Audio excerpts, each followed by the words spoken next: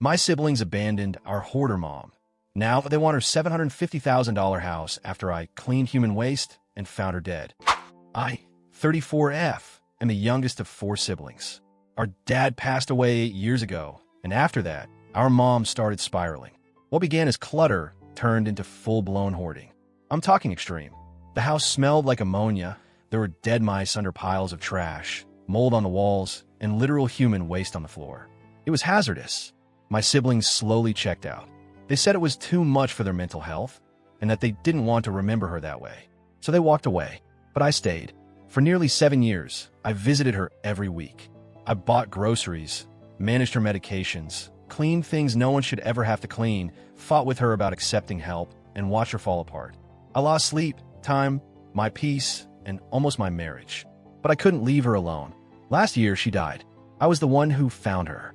She didn't leave behind much. A little savings in the house, which was a disaster. But she left a handwritten will. No lawyer, just a short note. To my daughter, my name, because she's the only one who's been here for me. I paid out of pocket for a hazmat cleanup crew, cleared the house, and had it appraised. The market shocked me. The property is now worth close to $750,000. And suddenly, like magic, my siblings reappeared. They accused me of manipulating her, of isolating her, of profiting off her illness.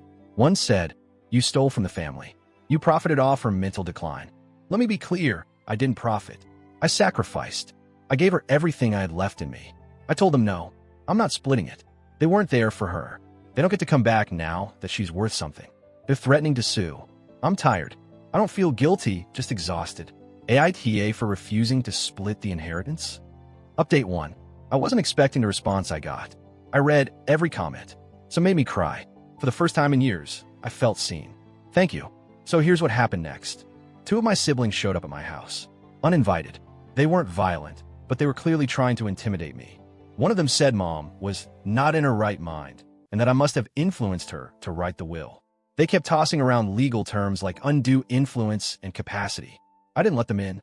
I told them if they truly believed they had a case, they could try it in court.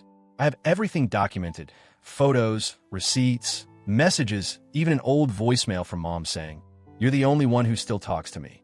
That same sibling later posted a public Facebook rant accusing me of taking advantage of a vulnerable old woman. They tagged me. People I hadn't talked to in years started reaching out. I said nothing. I wasn't going to feed into the drama. I met with an estate attorney. He confirmed the will is valid under our state's laws. Based on my documentation and the siblings' total absence for years, he said they'd have a very weak case. Emotionally, though, I'm still drained. I have nightmares about that house, about the smell, about being back in that dark place. But I know this. I stayed. They didn't. I honored her in life, and now I'm honoring what she left behind. Still not splitting it. Update 2. It's been a month since the last update, and something unexpected happened. My youngest brother, 38M, the one who posted the Facebook rant, reached out again, but this time he apologized. He said therapy made him realize how much guilt he was carrying. That seeing me get everything triggered shame, not greed. That attacking me was easier than facing how he abandoned Mom. He deleted the Facebook post, said he understands now, even if he still struggles with how it all went down. We had coffee. It was awkward but healing.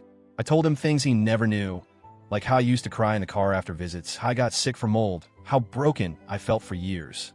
He was quiet for a long time. Then he said, "I had no idea." He's not joining the lawsuit. He doesn't want anything, just peace. That means more than I can put into words. The others? Silence. Still no legal filing. My attorney says they probably realize they have no case. The house is empty now. I'm planning to sell. And with part of the money, I want to take a solo trip, just to breathe. I'm also considering starting a small scholarship in Mom's name for caregivers like me dealing with hoarding and abandonment. I'm not doing this out of revenge. I'm doing this for me now. Final update. 6 months later, I'm finally ready to close this chapter. The house sold. I didn't get quite $750,000, but enough. I paid off debt, put money away, and went on a 2-month solo trip across Europe. Just me and the quiet. I hiked in the Dolomites.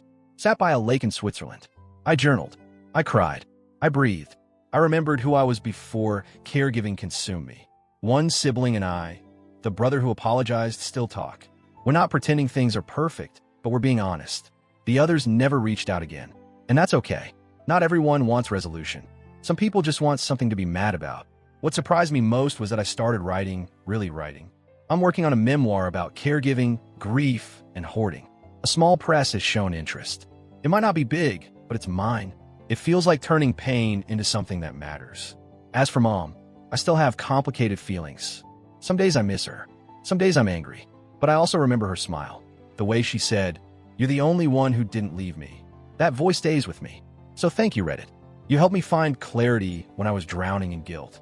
You reminded me that loving someone doesn't mean losing yourself, and that choosing to stay and then choosing to heal is its own kind of bravery.